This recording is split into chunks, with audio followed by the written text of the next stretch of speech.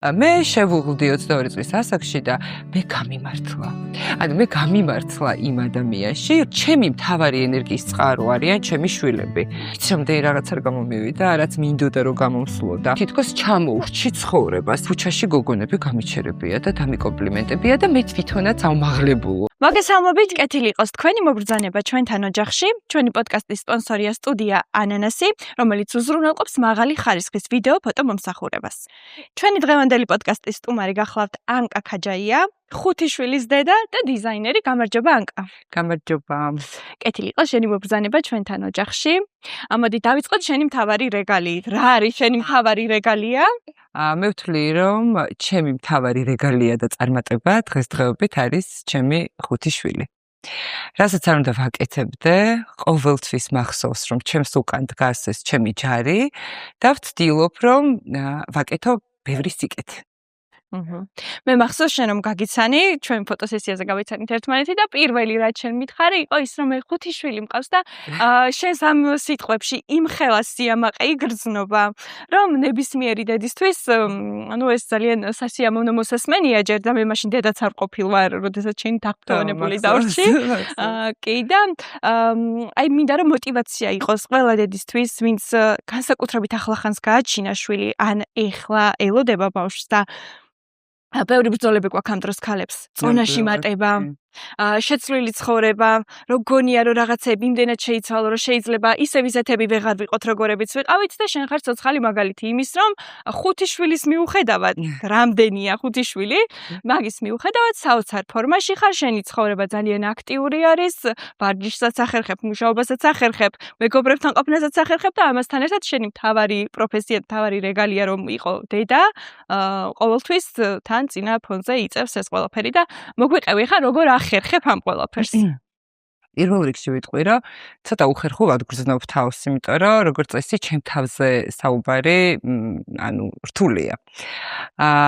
ადამიანებისგან ვგრძნობ უდიდეს მხარდაჭერას, უდიდეს პატივისცემას და შესაბამისად ყოველდღიურად ჩემი თვითშეფასება იზრდება. რას ნიშნავს ჩემთვის მრავალშვილიანი დედობა?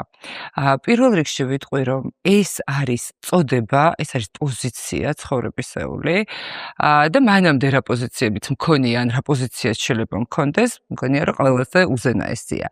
იმიტომ რომ ჩემი გადმოსახედით, ანუ როდესაც აჩენს ზოგადად ღმერთი განდობს ერთ ადამიანს, რომლის წინაშეც ვალდებული ხარ, უნდა გიყვარდეს, მზრუნველობდე, სითბოს და სიყვარულს უხვად უნდა გასცემდე და შესაბამისად მე მანდ 5 ადამიანი. ამიტომ მე სულ ვიცახი რომ არა 6, ანუ მე და ჩემი 5 შვილი. ჩემი მეგობრები ხშირად ხუმრობენ ხოლმე ამ საკითხთან დაკავშირებით, დავპოსტე კიდევაც რამოდენიმეჯერ. სულ მინდა რომ ვისაუბრო მათზე, სულ მინდა ვისაუბრო ამაზე, იმიტომ რომ მგონია რომ ეს არის ის წარმატების რაღაც პიკი, რომელსაც მე მივაღწიე ჩემი ცხოვრების მანძილზე.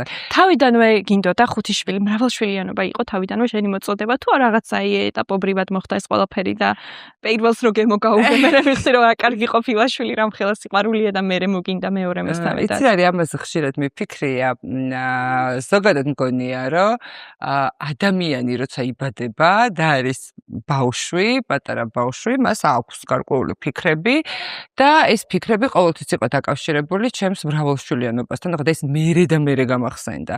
როდესაც ვიყავი პატარა ბავშვი, ანუ ჭადრაკი ყველას ჰქონდა ოჯახში და ვთამაშობდი ჭადრაკით ოჯახობანას. ეს პაიკები იყვნენ შვილები, ანუ ხო ხვდები რამდენი შვილი მყავდა და დედოფალი იყო დედა. და სულ თამაშობდი აი ამ მრავალშვილიანი ოჯახის ეწოდებს გავს. შემდეგ იცი რა არის, იმდენად როგორ ვიქ, აი თავქარიანი გოგო ვიყავი და იმდენად თავისუფალი, ჩემ მეგობრებს ეგონათ რომ ყველაზე გვიან გავთხოვდებოდი, აი ტიპაჟურად არ ვიყავი მე ოჯახე და ეს ოჯახისთვის ეს მომზადებული. 22 წლის ასაკში შევქმნით ოჯახი, მე და ჩემმა მეუღლემ სიყვარულით და შეგვეძინა პირველი შვილი დეა. და რამდენი წლის ვიყავი? 23. 23 წლის ასაკში. ესე იგი, იმდენად რთული იყო ქეთი, ანუ იმდენად რთული იყო დეას აღზრდის პროცესი, ანუ ღამე უძილობა, ბუნებრივ კვებაზე მყავდა, პირველი გამოცდილება იყო, შენი თქმის არ იყოს და აი, რაღაც ეტაპზე მივხვდი, რომ თითქოს ჩამოურჩი ცხოვრებას. ეს იყო ჩემთვის ძალიან დიდი ტრაგედია, მიუხედავად იმისა, რომ ძალიან დიდი ბედნიერება იყო დედობა, მას მოყვა ეს რაღაც უარყოფითი ემოციები, რომელსაც მე იმ მომენტში ვერ ვაკონტროლებდი. და რომლისაც ძალიან გწხვენია ხოლმე და არ ვიძახით, ხო? არ ვიცი. აი ეს ყველა დედას აქვს, მე ვერ დავიჯერებ, რომ ვიღაც არსებობს ამ ქვეყნად, ვისაც ერთხელ მაინც არ უფიქრია, რომ შენი ცხოვრება მთლიანად უკვე სხვა ადამიანს ეკუთვნის. მაგრამ იცი რა მინდა, რომ ვუთხრათ ამ ადამიანებს, ვინც ახლა ფიქრობს და თავის თავსაც არ უმხელს ამას, რომ ეს არის ბუნებრივი. ეს აუცილებლად გადაივლის და სიყვარული ყოველდღე უფრო და უფრო მეტად მოდის და არა პირდაპირ დაინახავ ბავშვს, ну რა თქმა უნდა, ეხ დაინახავ და ძალიან გიყვარს შენი შვილი და ხვდები, რომ საერთოდ სხვა სამყაროში აღმოჩნდი, მაგრამ ყოველი დღე მეტი სიყვარულის არის. ბედნიერების მომტანია, კი, ნამდვილად. იცი რა არის, ეს ჩვეულებრივი ამბავია და მიმართავ გოგონებს, რომ ამაზე რაღაცნაირად ნაკლები იფიქრონ და მივხვდი რა ხდება. ერთი ის, რომ ახალი ადამიანი გვარდება, რომელსაც უნდა მოუარო. მეორე ამბავია, რომ დრო ხდება ძალიან წირი შენი თავისთვის და ყველაზე მნიშვნელოვანი ის არის, რომ არ გაქვს გამოცდილება, ანუ ვერანაირად ვერ გექნება გამოცდილება დედობის და ბავშვთან ზრუნვის, სანამ არ გახდები დედა, სანამ საკუთარი შვილი არ გეყოლება. მაგრამ დღევანდელი გადმოსახედით ვიტყვი რა. დღეს ჩემი შვილები მაძლევენ ძალიან ხშირად მეკითხებიან, საიდან გაქვს ამდენი ენერგია. ჩემი მთავარი ენერგიის წყარო არიან ჩემი შვილები. ისინი რომ არ იყვნენ, მე იმას, რასაც დღეს ვაკეთებ, ვერ გავაკეთებდი. წამოვედი სამსახურიდან, დავიწყე ბიზნესი. ამას ალბათ რომ არ მყოლოდა შვილები, ვერ გავრისკავდი.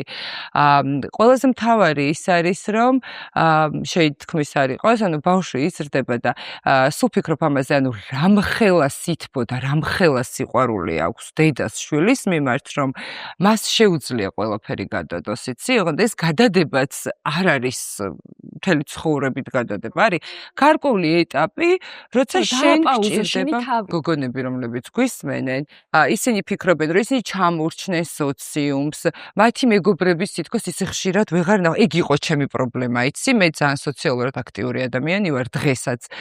ჩემი პირველი მთავარი პრობლემა იყო ის, რომ თითქოს ჩემ მეგობრებს ჩამორჩი, მათთვის აღარ ვიყავი საინტერესო საურთიერთობოდ, იმიტომ რომ მე სხვა ფიქრები, სხვა მისწრაფებები და სხვა მიზნები მქონდა, მათ სხვა კარიერულად ჩამოვრჩი, იცი მეგონა, იმიტომ რომ მე მომიწია სამსახურიდან წამოსვლა. ხო და თან მარტო არ გეგონა, ეს რეალობაც შეიძლება იყოს, ხო? იმ მომენტში შენ როდესაც აქტიური ცხოვრება გააქვს, როდესაც ჩემი მაგალითიც ეგეთი არის, როდესაც აქტიური გადაღებები მქონდა სულ ფოტოსესიები, სულ ჟურნალისტი ვარ და ანუ სულ ჟურნალისტიკის მიმართულებითაც და უცებერ დღეს მივხვდი, რომ მე ჩემ თავზე არ ვარ მარტო პასუხისმგებელი, ჯერ ორსულობაში ეს ყველაფერი რა თქმა უნდა შემცირდა და უკონტროლო რაოდენობით ვეღარ იყო და მე უკვე ბავშვი რო გავაჩინე, სანამ დავუბრუნდი ცხოვრებას და ჯერ კიდევ ბოლომდე არ ვარ და ანუ ამ პროცესში ვარ, სწავლობ ბავშვთან ცხოვრებას. ხო, რაღაც ეტაპებს გავდივარ. ხო, ესეც ნორმალურია რა, რაღაც მომენტში შეიძლება შევჩერდეთ.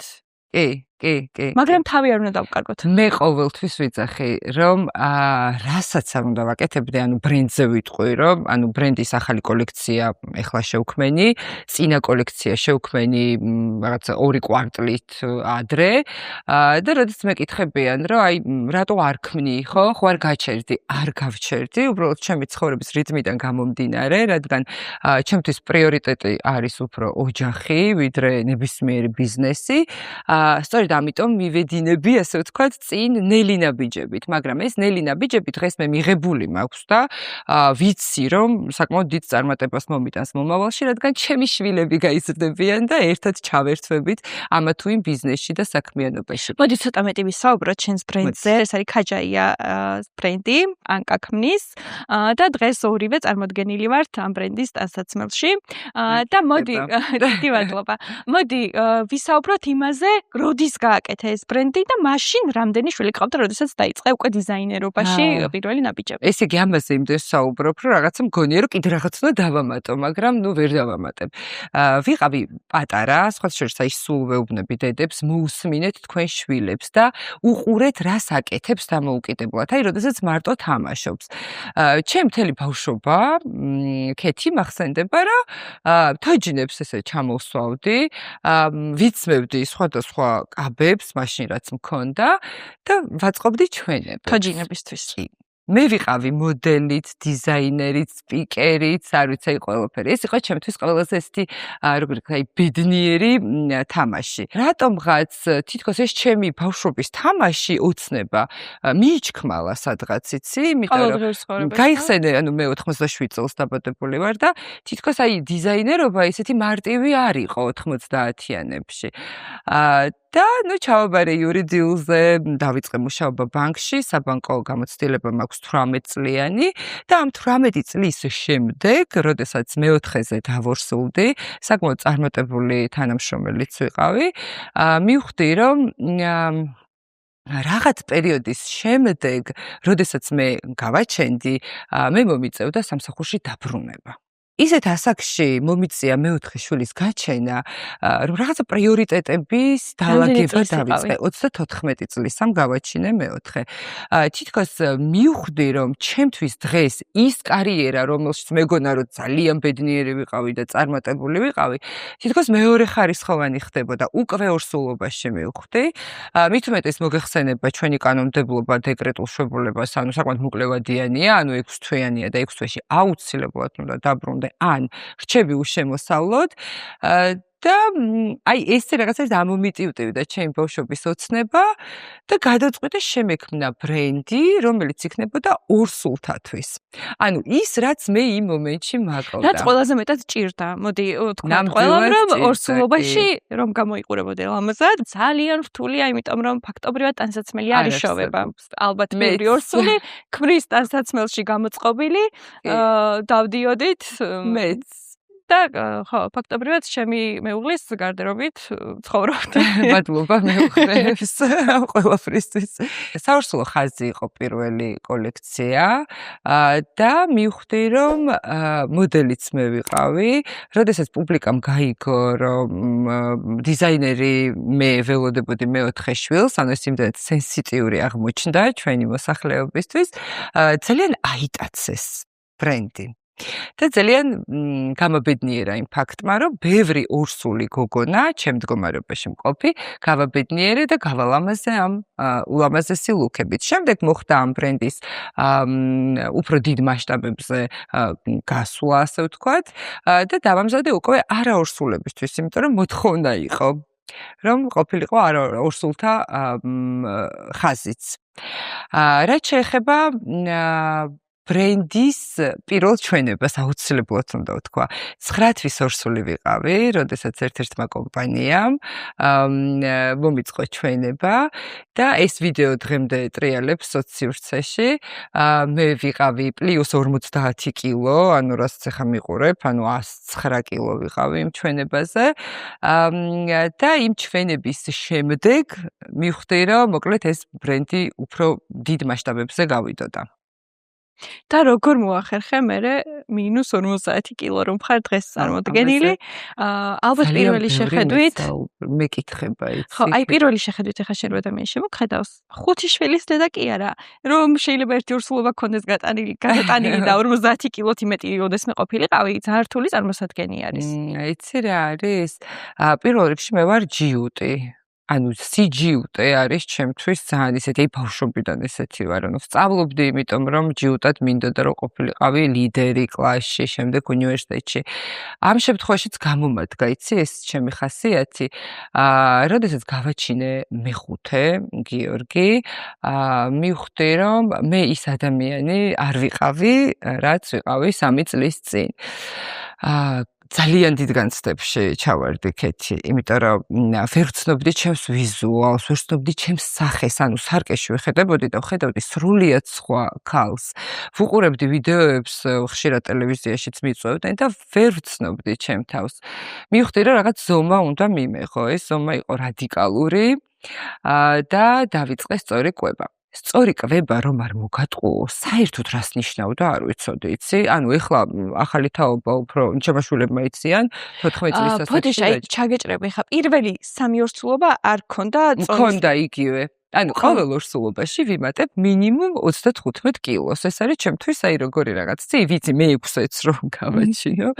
წინასწარ უკვე ვიცი რომ პლუს 35 კილო ვიქნები მე-9 თვეში. რომ მქონდა ის გამოცდილება, სწორედ ამიტომ მალევე დავიწყე ფიქრი დაზრუნვა იმაზე, რომ ეს ზედმეტი კილოგრამები დამეკლო.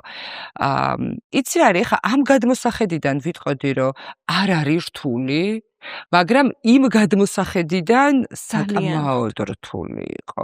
იმიტომ რომ 50 კილოს დაკლება ნიშნავს დაახლოებით ბარიატრიას. სხვა შორის დღეს ბევრს გონია რომ ბარიატრია მაქვს გაკეთებული, მაგრამ არ მაქვს არაფერი გაკეთებული. ბუნებრივად მოხდა კლება და ძალიან დიდი მადლობა ჩემს ორგანიზმს. და რამდენი დრო დაგჭირდა ამისთვის? წელიწად ნახევარი. წელიწად ნახევრის მანძილზე და დღესაც ვაგრძელებ რა თქმა უნდა, იმიტომ რომ უკვე ცხოვრების წესად მექცა სწორი კვება. ორგანიზმი აღარ ითხოვს იმ არაჯანსაღ პროდუქტს, რომელიც მიყვარდა და შემეძლო დღე და ღამის მანძილზე მეკვება ამ პროდუქტით. იცი რა არის, აი ყველას არ ვიცი, მინდა რომ რაღაცა სამოტივაციო ვიდეოც გამოვიდეს და ის არა რომ რა მაგარი ვარ 50 კილო დავიკელი. გოგონები, რომლებიც დღეს ჭარბწონიანობას ებრძვიან.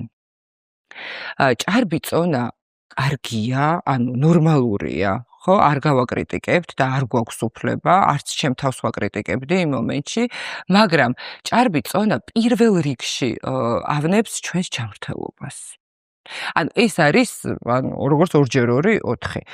ჭარბი წონის დროს მინიმუმ ვერ მოძრაობ, ანუ ორგანიზმი ვერ გამოყოფს იმ მნიშვნელოვან ნივთიერებებს, რომ ადამიანმა თავი იგრძნოს ბედნიერად და თვითკმაყოფად ადამიანად. ანუ ჩვენ ვეგუებით ამ ჭარბ წონას და გგონია, რომ ეს არის ნორმა. არ არის ნორმალური. იცი ამ დროს არის ხოლმე мотивация ვინმე ადამიანი ან ადამიანთა ჯგუფი. იყო ჩემს მიმართ ესეთი კომენტარები, როგორ შეიცვალე, ან ასაკობრივად, ხო, რაღაც უფრო დიდს გავხარ, ანუ ასაკს რო ვიტყოდი, ყველას მეგონია. ხო, ანუ იყვნენ შენთანაც ის ადამიანები, დედა როგორ მოგიმატებია, რა მხელა ხარ. მე მე-9 თვეში მეუნებოდნენ. კი, მეც მეუბნებოდნენ და მე-9 თვეში, ანუ, რავი, აი, ბავშვს არ გამოვაჩენდი 2 დღით ადრე მახსოვს, რომ მითხრა ერთმა საკმაოდ ახლობელმა ადამიანმა და დარწმუნებული ვარ, რომ ის საერთოდ არ ქონია განზრახვა, რომ შენ ხა თავი ცუდად გეგრძნო, უბრალოდ ვაიმე როგორ გასოქებულ ხარ და მეთქი, ანუ წუთი-წუთზე შეიძლება ბავშვი გავაჩინო და ნორმალურია რომ გავსოთი დავსივდი უკვე, მაგრამ მეც 30 კილო მქონდა მომატებული რა. არასდროს არ დამავიწყდება, როდესაც ერთ-ერთი ორსულობის შემდეგ, ანუ კვლავ 35 კილო მქონდა ნამატი, გადავწყვიტე რომ დაუბრუნდი ჩვეულებრივ ქალურ ცხოვრებას და ჩავიდე ერთ-ერთ მაღაზიაში, არ დავასახლებ რა მნიშვნელობა აქვს და შევიძინო 60. მაღაზიაში რო შევედი, დამხვდა კონსულტანტი, რომელმაც მკითხა რას ვეძებდი. მე უთხარი რომ ვეძებდი რამე შარვალს, არ ვიცი, პეირანგს და კეთი აი ეს გამოხედვა.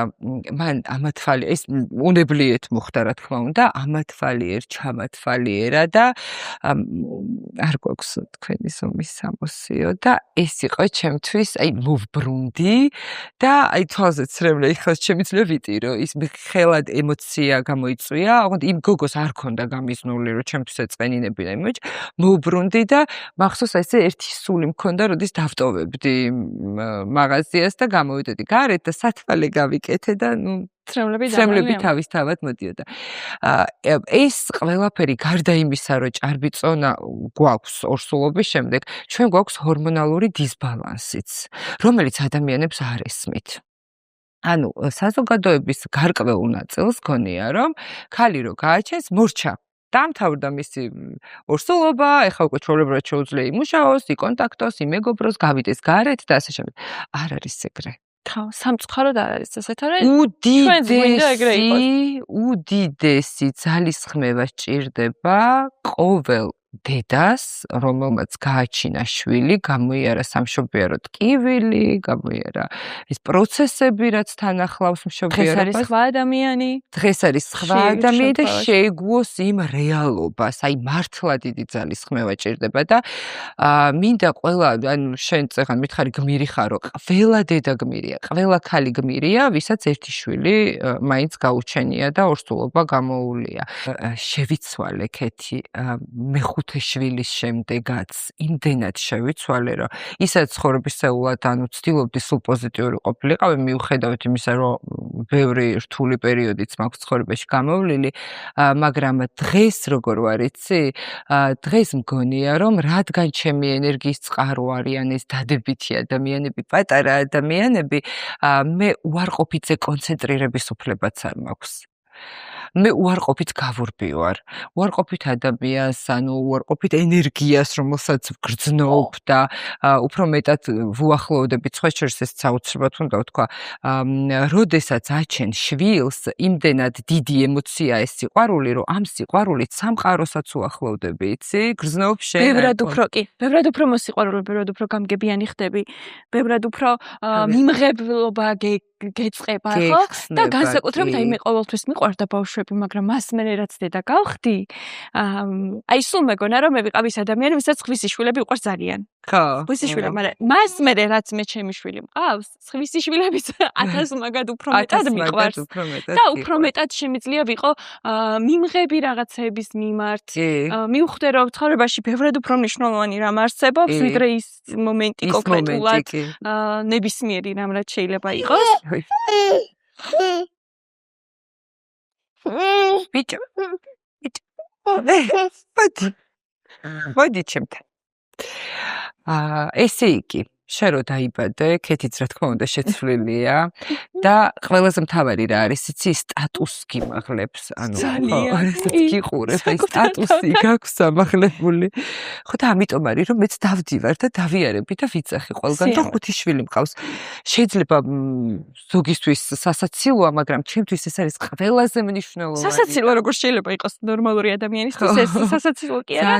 ძალიან საამაყუარი ნებისმიერი დედისთვის ეს ერთი გამოვლილი ამდენი ბრძოლა 35 კილოს მომატების მერე ფორმაში რო ჩადგები და თავიდან გადაწყვეტ ამ ყველაფერს და იცი რაც უნდა გაიარო და შენ ამაზე თანახმა ხარ ჩემი აზრით ძალიან დიდ სითამამესაც მოითხოვს რამხელა სიყვარული არის ამაში აი რამხელა სიყვარული არის ზოგადად ამ პროცესშიც ხო ნუ ჩემთვის ახლა ძალიან რთული ძლივს დავიკელი რამოდენიმე კილო აი ძლივს დავიკელი რამოდენიმე კილო და ახლა იმის წარმოადგენა რომ შეიძლება 35 კილო კიდე მოვიმატო აი რამ გადაგაწყვეტინა ეს ყველაფერი ხუთშე რო გაგეარა იცი არის აი როგორ გითხრა დაგეგმილად არ მქონდა და არ ფიქრობდი უკვე დიდობაში რომ იცი მე მრავალშვილიანი დედა უნდა ვიყო მაგრამ აუცილებლად დაუკვირდეთ ქეთი რას ვიძახით ანუ სიტყვის ძალა და ამ ბოლო დროს თუ ვაკონტროლებ იცი ჩემ თავს რომ რამე ისეთი არ თქვა რომ რამე ისეთი არ თქვა რომ არ ამიხდეს უცებ როგორც ჩანს იმიტომ რომ ხა მახსენებენ ჩემი მეგობრები როდესაც ყავდაო ერთი შვილი სულ იძახდია რომ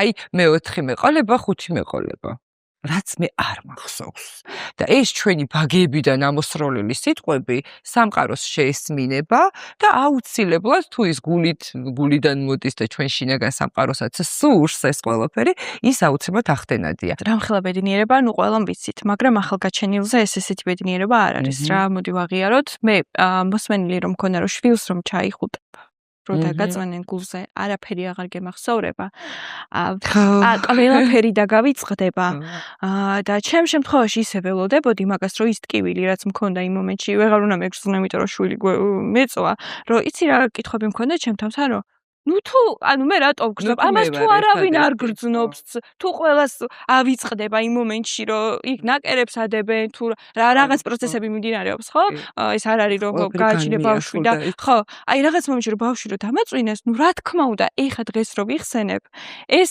ჩემ ცხოვრებაში ისეთი მომენტი არის რომელსაც ვერაფერი ვერასდროს ვერ დამავიწყებს და არ ვიცი მაგაზე მაგარი მომენტი რა შეიძლება მქონდეს მაგრამ იმ მომენტში აი ამას რო იცახნე რომ შენ არაფერი აღარ გემახსოვრება იმ მომენტში ყველა ტკივილი გაგივლის და ანუ არ გამიარა და მან უგრძნობდი ტკივილს საშინლად ვიგრძენი თავი რომ აი პირდაპირ მაშინვე დამნაშავის სტატუსით გავხდიდე და რომ მე რაღაცა იქნება არ დავიმსახურე აი ეს ლამაზი ბავშვი როგორ ზემაწევს მე რატო გრძნობ კიდე ტკივილს მესმის ეს ნორმალური იყო შენ შემთხვევაში იყო ესე თუ არ იყო იყო კი რა თქმა უნდა იყო და ეგ დანაშაულის გრძნობაც მოყვება გარკვეულ შიშს ანუ თითქოს ქიშინია ანუ რაღაცა ახალი მოხდა შენ უნდა გაგხარებოდა მაგრამ გრძნობ ისევ რომ სხვა ადამიანი ხარ გრძნობ იმ ყველა ტკივილს რა თქმა უნდა და გრძნობ უდიდეს პასუხისმგებლობას რომელსაც სხვა შორის კაცობრიობა გაურბის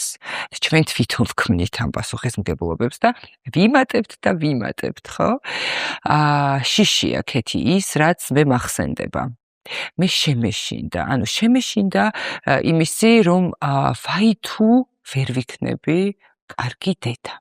ვაი თუ რაღაცას არასწორად ვაკეთებ. თუნდაც ის, რომ ვეღარ დავუბრუნდები სოციალიზაციას, ხო? ანუ ჩამორჩები ადამიანებს. ვეღარ ვიქნები ისეთი მხიარული, როგორიც ვიყავ, ისეთი ბედნიერი, ხო? სიყვარულია, მაგრამ ჩვენ ხო ქალური ბედნიერებაც გვჭირდება, ანუ ჩვენ ხო ჩვენი ცხოვრებაც გვჭირდება. როგორი დედა იქნები?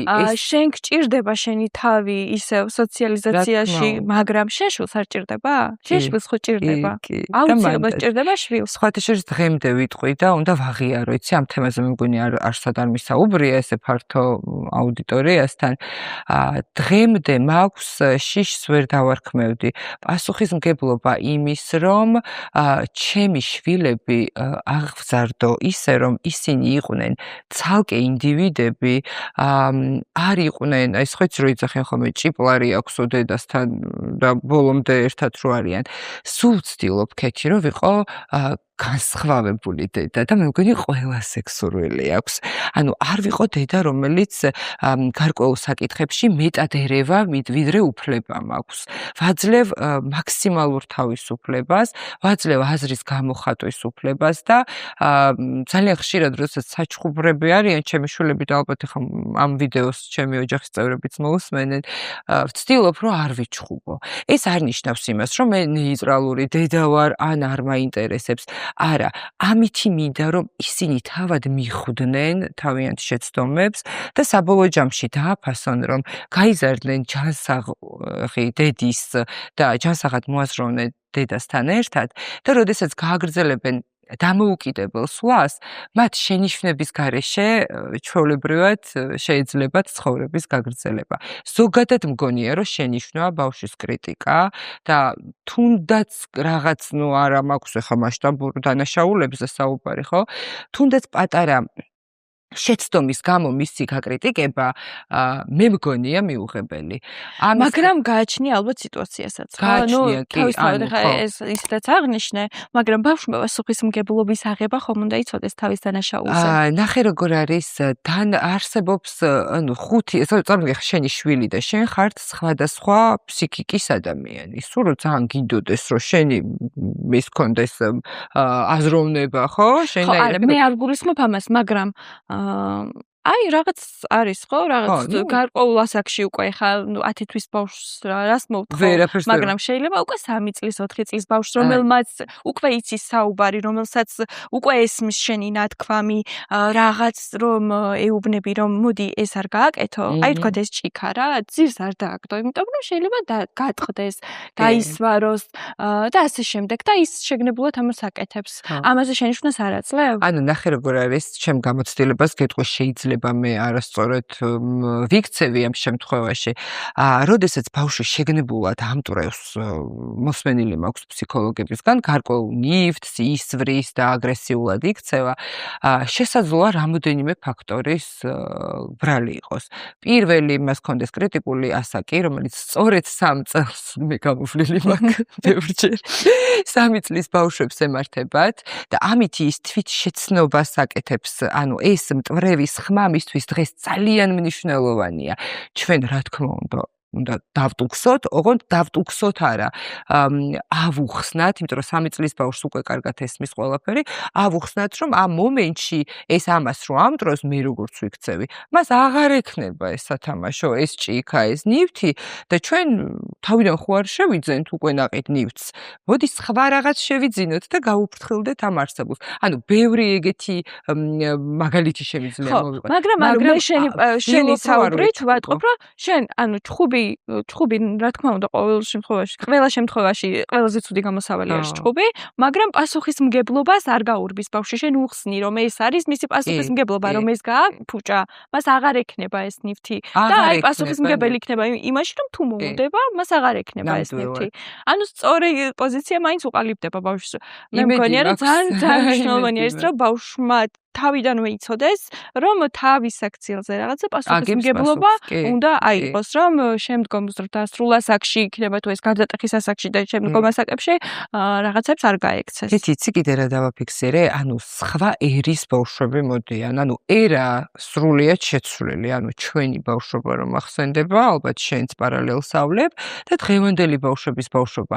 ანუ იმდენად სხვანაირად ვითარდებიან და იმდენად დამოუკიდებლად და უფრო ჩქარ-ჩქარა ითვისებენ, ეს სოციალიზაცია, სოცქსელები, ინტერნეტთან წვდომა, ეს ყველაფერი ხელს უწყობს, რომ უკვე შენი დატუქსვაც ხშირ შემთხვევაში ძალიან მიუღებელია მისთვის, იმიტომ რომ მან იცის უკვე, რომ ეს არ შეიძლება, ხო, ჩხუბი არ შეიძლება. ანუ მე მგონია, რომ ბავშვი, რომელიც იზრდება ხშირად ჩხუბში, რაც მართლა, ანუ აი ენერგიას მართმევს ეგრევე. ანუ აი ბავშვს თუ რა თქმა უნდა ვეჩხუბები ზოგჯერ მიწევს, მეც ადამიანი ვარ და მაქვს იგივენაირი ემოციები და შეიძლება ეს ემოცია იმ მომენტში ვერ გავაკონტროლო. როდესაც ვეჩხუბები უგრძნობ ქეთი, რომ აი წლების დაგროვილ ჩემს ენერგიას ვხარჯავ იმ მომენტში. ანუ იმ ენერგიას, რომელიც შემეძლო მის მოფერებაში, რაღაცა მისთვის სხვა რაღაცის გაკეთებაში დამეხარჯა. ამიტომ ვუფრთხილდები თვითონ აი ამ ფაქტს, ჩხუბს. რაც შეეხება ბავშვებს მინდა თემას დაუბრუნდე, ყველა ასაკში, მე მყავს ყველა ასაკის შვილი. გვითხარი რამდენი რა ასაკის შვილები ყავს და ესე იგი თინეიჯერიც მყავს და მყავს 2 წლის და სულ ვიძახი, რომ როდესაც ხარ მრავალშვილიანი და ძალიან მნიშვნელოვანია იყო მსახიობი. ანუ ხშირ შემთხვევაში მიწევს თინეიჯერთან ცოტა ესეთი თანამედროვე დედის როლის მორგება, შუათანა შვილთან, ბიჭთან, გაბრიელთან მზრუნველი დედის მორგება, ცოტა ესეთი მამაკაცური თვისებებით და პატარასთან მიწევს პატარა ესეთი საყვარელი მოსიყვარულე ესეთი ფუშფუშა დედის როლის მორგება. ანუ ძალიან რთულია, იმიტომ რომ ხუთივე სხვადასხვანაირად ვეკონტაქტები. ხუთი ბავშვი. შენი მეუღლეც ალბათ მუშაობს. შენც მუშაობ, დატვირთული ხარ. სად არის ეს ხუთი ბავშვი დღის განმავლობაში? ხო, ძალიან ბევრი მეკითხება. როგორ ვამენეჯმენტებ? სანამ გავხდებოდი მრავალშვილიანი, დრო საერთოდ ჩემთვის დროის შეგრძნება არ არსებობდა რა. ყველგან ვიგვიანებდი, ხო არ დავიგვიანე დღეს? არა. ყველგან ვიგვიანებდი. არა, 10 წუთი დაიგვიანე. 10 წუთი პარკირების. ეს უკვე ის არის გარემოს ბრალეულობით. ყველგან ვიგვიანებდი. ნუ ეხლა დღესაც ვიგვიანებ ისევ იმიტომ რომ შეიძლება ბავშვი ვერსად ვერ დავტოვე ან რაღაც ამბავი მოხდა ოჯახში. ნახე რა ხდება, როდესაც ყავს ბევრი შვილი, თუნდაც ერთი შვილი, შენ უკვე გიწევს დროის დამენეჯმენტება. შენ თუ დრო ვერ დაამენეჯმენტე, არაფერი არ გამოგივა, ანუ შენ პირადად ვერც გადაიღებ, ვერც ბავშვს მიხედავ ნორმალურად, დრო ისე გაგექცევა და გაგიფრინდება, რომ საბოლოო ჯამში შეიძლება ფსიქოლოგიურადაც იმოქმედოს შენზე ამ შეუსრულებელმა ბევრმა დღის განმავლობაში მისია. მოკლედ ძალიან მომწონს ის ფაქტი, რომ კომპანიაში ვიყავი მენეჯერი და მგონია, რომ ეს ჩემი მენეჯერული თვისებები დღეს ოჯახში მადგება ძალიან კარგად. დილის 9 საათზე 3 ბავშვი არის სკოლაში, სკოლის შეცვლა მოგვიწია და კერძოში გადავიყვანა, იმიტომ რომ დღის მანძილზე ყოფილიყვნენ უფრო გახანგრძლივებულად სკოლაში და მეოთხე, მეხუთე მიმყავს ბაღში.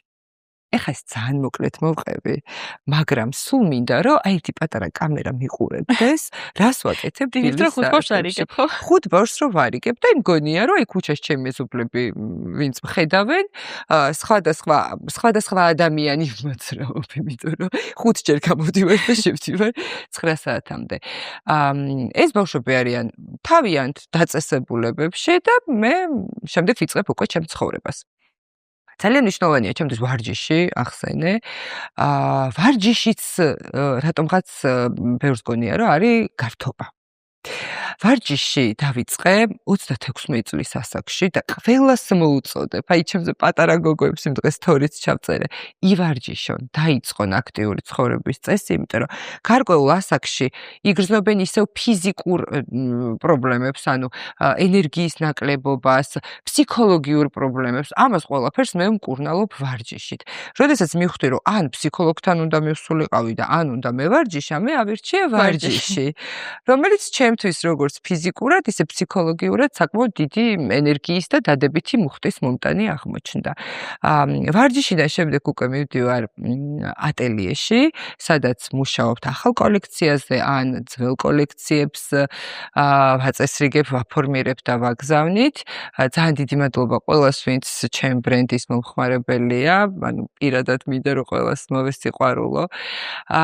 და შემდეგ მე კიდე ერთ საქმიანობას ვეწევი, ეს არის მე ვარ Airbnb ჰოსტი, 5 ვარსკვლავიანი, ტურიზმსაც შენ არ იცოდი მე მგონი ეგ. არ ვიცოდი, ეხლა გავიგე. ტურიზმის სფეროშიც მოღვაწეობ. და მოგეთ ატელიეს შემდეგ მე აუცილებლად უნდა მივიდე ლოკაციაზე, მივიღო ტურისტი, ან გავაცილო, ან დავხედო რა ხდება ბინაში და ასე შემდეგ. ეს ყველაფერი ქეთი არის და გავიწყდეს. უნდა მოვასწრო 6 საათამდე. და ეს არის ხოლმე ჩემთვის ძალიან დიდი გამოწვევა. მაგრამ გონია რომ გარკვეულწილად ვახერხებ.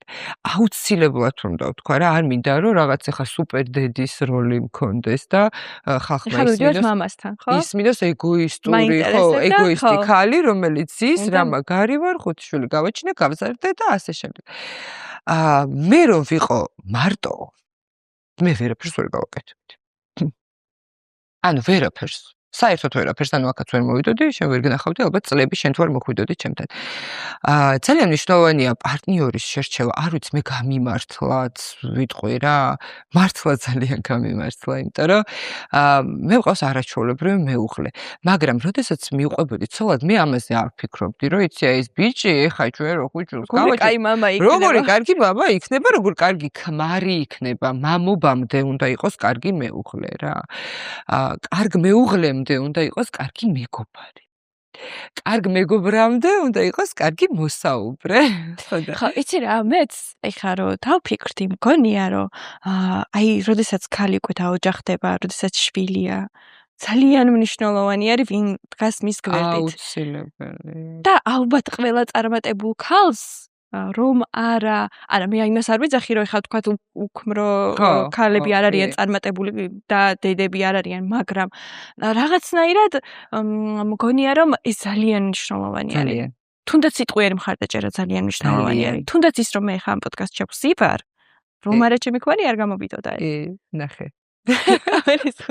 კამერიდან ბექაბურებს და რომ არა მისი სურვილი რომ ჩემი ეს წამოწყება მოდი გავაკეთოთ მე და გეხმარები, რომ არა ის ამას ვერ შევძლებდი ვერაფრით. ძალიან მიხარია იცი და ძალიან მიხარია ესეთი ოჯახების და აი მეც ეხლა შენ რომ შენს მეუღლეზე ესეთი თვალებანთებული ყვევი ამ ისტორიას ძალიან მიხარია. იმიტომ რომ მინდა რომ რაც შეიძლება ბევრმა დედამ გაიგოს, რაც შეიძლება ბევრმა მამამ იქნებ მოусმინოს ამ ყველაფერს და მიხვდეს რამხელა მნიშვნელობა აქვს ქალისთვის ქმრის მხარდაჭერას. აუცილებელია ქეთი, აუცილებელია ჩათვალე რომ დღეს ჩემზე კი არ უნდა მესაუბრა, მე 5 შვილი გავაჩინე, გავზარდე, არა, მე უნდა მესაუბრო დამეწყო საუბარი, მოდი ვთქვათ, იმითი რომ მე შევუღლდი 22 წლის ასაკში და მე გამიმართლა. ანუ მე გამიმართლა იმ ადამიანში, რომელთან ერთადაც შემდეგ უკვე გავაკეთეთ ეს, გავაკეთეთ ის, ანუ აი ესე უნდა დამეწყო საუბარი, იცი? აი ესე რაღაცნაირად გადავახვევდი და მეუღლის თემას აუცილებლად წინა პლანზე გადმოვიტანდი. ადამიანი, როდესაც ხედავს, რამდენ შრომობ, როდესაც ხედავს, იმიტომ რომ როგორც წესი ვერ ხედავენ მე რასაც უყურებ, იცი სხვა ოჯახებში და მე ხდება ოჯახის ნგრევა, ხო? რაღაცა თვითშეფასების ქალს თვითშეფასება აკლდება, მე კაცს კიდე რაღაც სხვა რაღაცა ამბები ემართება ცხოვრებაში და ინგრევა ოჯახი სიყვარულით შექმნილი. ჩემ შემთხვევაში მე მადლობას ვეთყოდი ჩემ მეუღლეს, იმიტომ რომ დღეს მე რა დონეზეც მაქვს თვითშეფასება, მისი დამსახურება. იმიტომ რომ როდესაც ვიყავი დიდწონიანი, აუცილებლად უნდა ვთქვა, მას მიმღებლობა ქონდა ჩვეულებრივად და ცხოვრებაში არ ვთქვამს და ძალიან დიდი მადლობა შენ ამისთვის ვიკ. ცხოვრებაში არ ვთქვამს, რომ აი ან ვაიმე რა დაგმართნიან, რატო აღარ ხარ ისეთი. ეს ხო ჩემთვის ძალიან დიდი мотиваცია, იცი? იმისი რომ უკეთესი და უკეთესი ყოფილიყავი და მეტად და მეტად შევყვარებოდი. ხო, მე შენს გიხარია რომ გინდა რომ შენს ქმარს გვერდით ლამაზი ყავდე, გინდა რომ შენ შვილებს ყავდე ლამაზი. აი მე მქონდა ეგ მომენტი, როდესაც აი 30 კილოთი მეტი ვიყავი, რაღაც მომენტში დავფიქრდი, რომ ჩემი შვილი რო სკოლაში წავა, ჩემი შვილი რო იქნება, მე მინდა რომ მეც აი დედამისის დანახვა უხაროდეს და აი იძახდეს, ნახე ჩემი დედიკო არის ეს, მაგრამ იმას არ ვიძახი, რომ ვისაც ჭარბი წონა აქვს მისი დანახვა არ გაუხარდება. უბრალოდ მე ამას საუბრობ იმ გადმოსახედიდან, რომ მე ვიყავი +20. შენ მიმღებლობა არ გქონდა. მე ჩემი თავი არ ვიყავი. თორემ მე რომ ყოფილიყავი -8, ანუ +8-ით შეიძლება ეხაც ვარ, მაგრამ მაქვს უკვე მიმღებლობა და ნელა ვეგუები იმას, რომ ნელა ეს ყველაფერი ჩადგება და თუ არ ჩადგება, მე მაინც ჩემი თავი უკვე დავინახე რა სარკაში. შე გამახსენდა რამოდენიმე წლის წინ სანამ მე-4-ზე დავარსულდებოდი, მკვეთრი წონის კლება მქონდა. ან მქონდა გლანდების პრობლემა ასაკში, 25 წლის ასაკში და მოგეთ ერთ თვეში დავიკელი 10 კილო. არასდროს არ დამოვიწყდება, ეგეც იგივენაირად მტკივნეული იყო, როდესაც პეკინზე მოვდიოდი და მირეკავს თუ მწერს არ მახსოვს, ჩემი ყოფილი თანამშრომელი და მეუბნება, ანკა, დაგინახე, რა გჭირს? ანუ საზოგადოება რა გჭირს? რა მჭირს ვერ მივხვდი, რატო ხარ ესეთი გამხდარი, ანუ ესეც იგივე ზოგადად მოდი ვთქვათ რა რომ სულ ვიცახი რომ ჩემთვის არ აქვს მნიშვნელობა სხვა რა სიტყვის რაღაც რალივალი, მაგრამ აქვს და ადამიანებს მიმართავ ძალიან გთხოვთ მეტი კომპლიმენტი გაეცით. ანუ თუ ხედავთ ადამიანს, რომელიც ცდილობს იყოს ფორმაში, თუ ხედავთ ადამიანს, რომელსაც რაღაცები გავლილია, ყველა ადამიანს გვაქვს რაღაც პერიოდი გავლილი, ქეთი, ანუ არა აქვს მნიშვნელობა დედა ხარ, არ ხარ თუ მამა ხარ თუ ბებია ხარ, ბაბა ხარ, დავაკომპლიმენტოთ ერთმანეთი, იმიტომ რომ თქვენმა ერთმა კომპლიმენტმა შეიძლება მისი თვითშეფასება ბევრად ზევით აწიოს. ძალიან დიდი мотиваცია. ვიდრე მისმა მონდომებამ და სხვაჯერს ქუჩაში გოგონები გამიჩერებია და დამიკომპლიმენტებია და მე თვითონაც ამაღლებულ ვარ, იცი რომ ეს გავბედე რა მაგარია რომ გავბედე და და ქალისგან მიღებული კომპლიმენტი ქალს გიჟდები. გიჟდები. ანუ აი არ ვიცი, ეგ არის ჩემთვის აი და სხვაჯერს აი აუცილებლად უნდა ვთქვა რა, ბავშვობაში პატარა რო ვიყავი ძალიან გამხდარი ისეთი შოუგრემანი გოგო, ну არც ისე სულ ვიცახი, არც ისე ლამაზი და არ მაკომპლიმენტებდნენ ეგრეთ. მაკლდა, მე ესე მგონია ამ გადმოსახედიდან და მე მყავს ძმა, რომელიც იყო აი ხო ეს შევსებული ქუჩა ბავშვები რო არის და შენი შვილი როა ჩემი შვილი და სულ იყო აი აკო რომ აი აკო რა ლამაზია რა სიმპათიური და ეთყობა იცი აი ხა ამ ასაკში ეხლა მივხვდი ეხ შენთან საუბრისას რომ ამ ასაკში ბევრად დახვეწელი ნაკუთებით ჩემი ძმა ამ ასაკში ისე მსიამოვნებს ის კომპლიმენტი, რომ იმ ასაკში არ მიმიღია. მივხვდი და ეხა მინდა რომ მივიღო და ყველა შეგიძლია დაგვა კომპლიმენტი. ძალიან ლამაზი ხარ, მაშინ დავიწყოთ მადლობა. შენც ისეთი ლამაზი ხარ, ანუ ეხა რომ გიყურებ ესე პირისპირ განათების ფონზე, ხო, რამდენი წელია გიცნობ. ულამაზესი ხარ და სულ მინდა რომ გიყურო. ოღონდ ძალიან გულწრფელად გეუბნები. შენ საოცარ ფორმაში და საოცრად ლამაზი ხარ და პირველი რაც დაგინახე რა გითხარი, რომ მოდი რო შემოგხედავენ გოგონები, მივცეთ მას მათ მოტივაცია რომ თუ შენ შეძელი, სხვაებიც შეძლებენ ამ ყველაფერს. ბავშვების ატყობის ამბავში ძალიან გადავახტის და ბევრ ადამიანს აქვს პრობლემა იმის რომ თუნდაც ერთი შვილი ყავდეს, ბევრ ადამიანს პრობლემა აქვს რომ დამტოვებელი არ ყავს. აი შენ როგორ მოახერხე, ძიძა არ ყავს, როგორც ვიცი, როგორ მოახერხე, აი რამდენ ხანში დაბრუნდი, თქვა ეს ბაღი ხა პირველივე თვეებიდან ხო ვერ მიიყო ბავშვში. აი როგორ აუცილებლად უნდა ვისაუბრო ამ თემაზეც, იცი ქეთი, აი ეს არის როგორი მნიშვნელოვანი, იცი, ჩვენი მეუღლის უკან და ალბათ თქვენს უკანაც დგანან მშობლები. რომლებიც უსასყიდლოდ, უანგაროდ, დიდი სიყვარულით, დიდი მოთმინებით უვლიან ჩვენ შვილებს, მათ შვილიშვილებს. მე მყავს დედამთილ, მამამთილი, რომლებზეც ასევე არსად არ მისაუბრია, არც უკითხავს, იცი? ყველა ვიკითხავ, როგორ გააჩინე, როგორი ხარ, როგორ ხარ ეს დილამაც. დედამთილ, მამამთილი, რომლებიც არ ვიცი, ეგ ორი ადამიანი, ჩემი შვილებისთვის, ზოგჯერ მგონია და ზოგჯერ არა, ხშირად მგონია, რომ ბევრად მნიშვნელოვანი ორი ადამიანია, ვიდრე მე და ჩემი მეუღლე, იცი?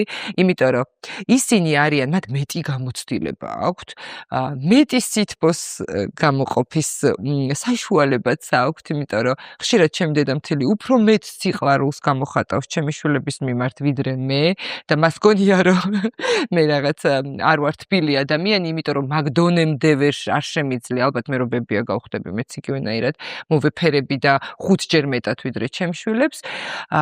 ეს ადამიანები ქეთი ძალიან მნიშვნელოვანი ორი ადამიანია ჩემთვის. ადამიანები, რომლებიც დედობასაც უწევენ, ბებიობასაც, მეგობრულებიც არიან, არ ვიცი, შემიძლია მათ ეხლა დაუსრულებლად ვისაუბრო. ზოგადად რატომღაც სტერეოტიპი არსებობს, რომ აი დედამთილზე მე მგონი არც საუბრობს არავინ, ან თუ საუბრობს უარყოფით კონტექსტში საუბრობს. აუცილებლად არა და მოდი ვთქვათ, რომ ძალიან დიდი გამართლება არის, როდესაც შენ შედიხარ ახალ ოჯახში, თუნდაც ცალკე ცხოვრობდე, მაინც და შენ ხვდებიან შენი ტიპაჟი, შენი ხასიათის ადამიანები და მე შენ რომ აფასებ ამ ყველაფერს და ანუ ძალიან იცი რა ძალა, ქეთი, აი უდიდესი ძალა და უდიდესი პასუხისმგებლობა აქვთ მათაც ჩვენ მიმართ, იმიტომ რომ ჩვენც იმათთვის ბავშვები ვართ და ჩვენი შვილები კიდევ უფრო პატარები არიან, ანუ მე რო ვიცახი 5 შვილი მყავს ხო, ჩემ დედამთილს და მამამთილს რო კითხო, ისინი იყო 7-ნიო და 7 ადამიანი მყავსო ჩვენ, ხო, რომელიც ასე ვთქვათ, ჩვენი ფარველობის ქვეშ არიან.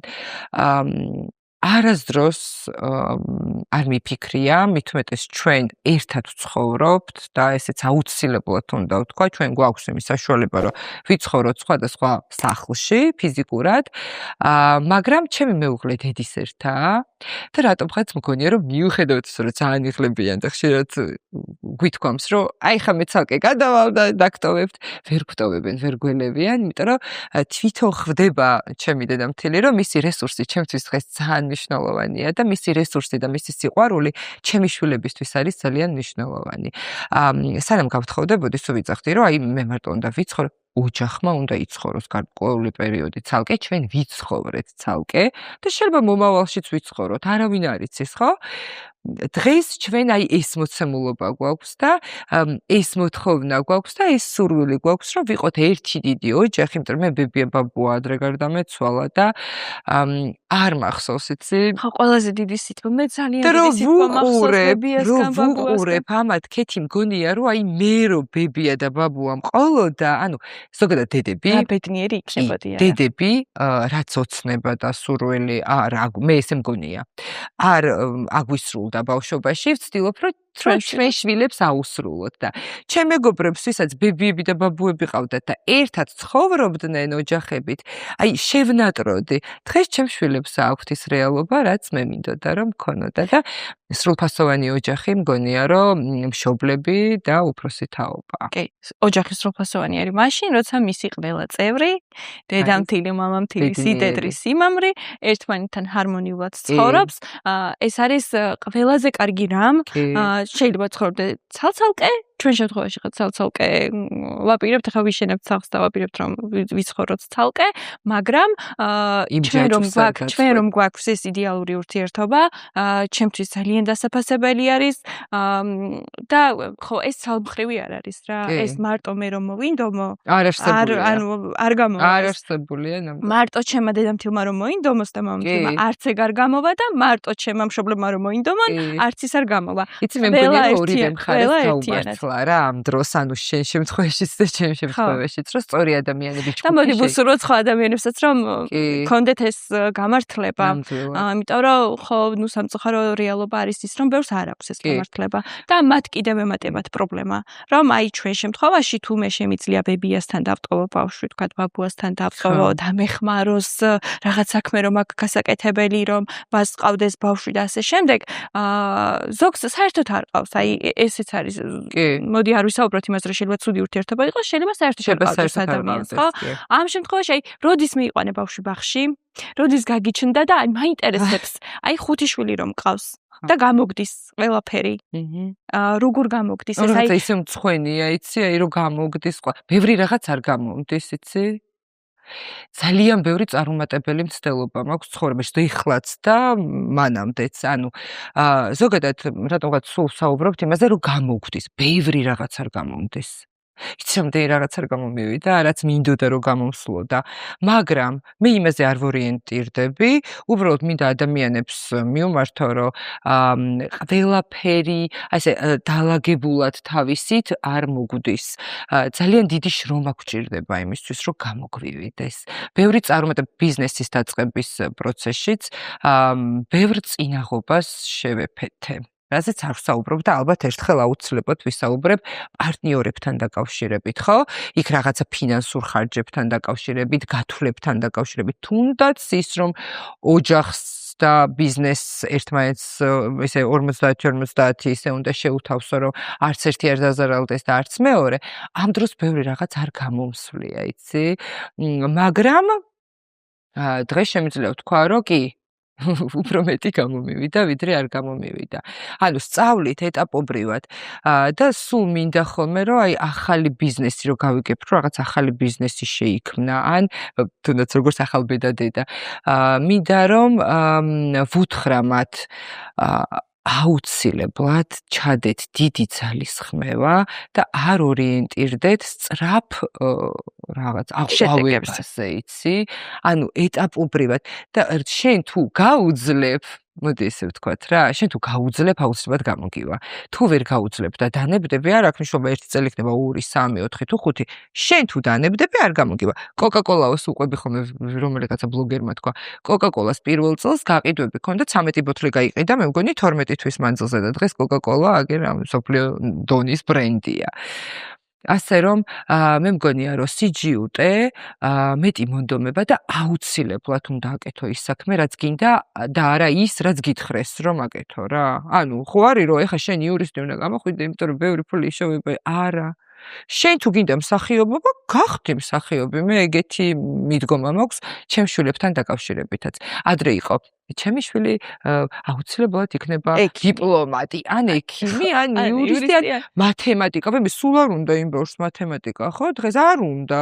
რა გავაკეთოთ, ანუ ძალით მივიყვანოთ და მე ეს ეყალიბდებიან უბედური ადამიანები. და ადამიანი რომ იყოს ბედნიერი, ქეთი, ნებისმიერ სფეროში შეუძლია იყოს ბედნიერი და შრომა არ არის სამარცხვინო და სათაკილო. მივხვდი რომ წარმატებული ქალი უფრო მაბედნიერებს, ანუ წარმატებული ქალის გაცნობა, ვიდრე წარმატებული მამაკაცის. ფემინისტი არ ვარ.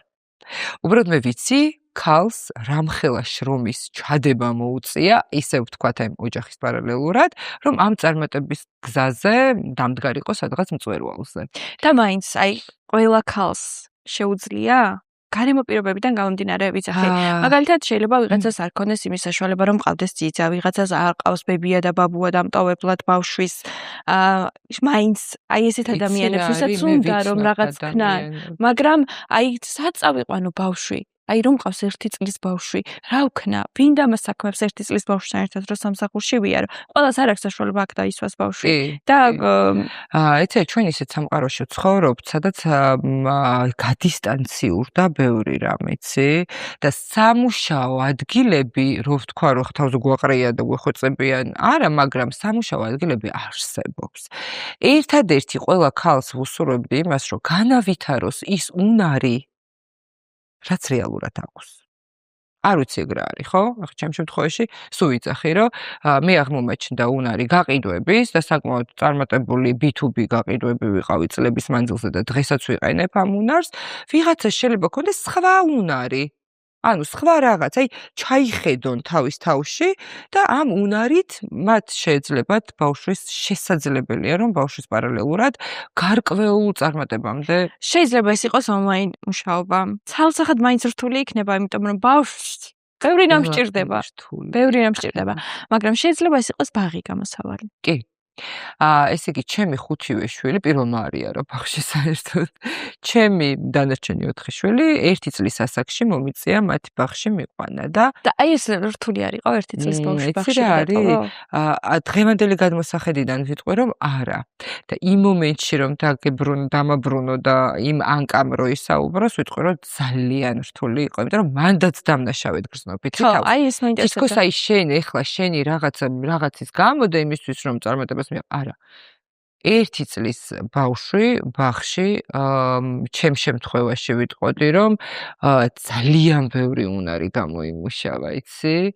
ანუ მე უნდა ამეყვანა ან ძიძა, ხო, ან ბაღში მიმეყვანა. ამ ორ ვარიანტ შორის ბაღმა გადაწონა ფინანსური თვალსაზრისითაც და ისედაც ფიზიკური, იმიტომ რომ ძიძა კიდე სხვა ცალკე პასუხისმგებლობებია, ჩემ შემთხვევაში ესე იყო ყოველ შემთხვევაში. დიდი მადლობა ამ სამოტივაციო საუბრებისთვის, შენი გამოცდილების გაზიარებისთვის, იმისთვის რომ ხარისით მშვენიერი, მოგვეცი მოტივაცია, მეც პირველ რიგში მეც, იმიტომ რომ მე ჯერ ახლა გავდივარ ამ გზას და მე კიდე იმ ადამიანებს, ვინც ჩემთან ერთად გისმენს, ჩემთან ერთად გიყურებს. ძალიან დიდი მადლობა კეთი შენს. და დაგემშვიდობებით ახლა.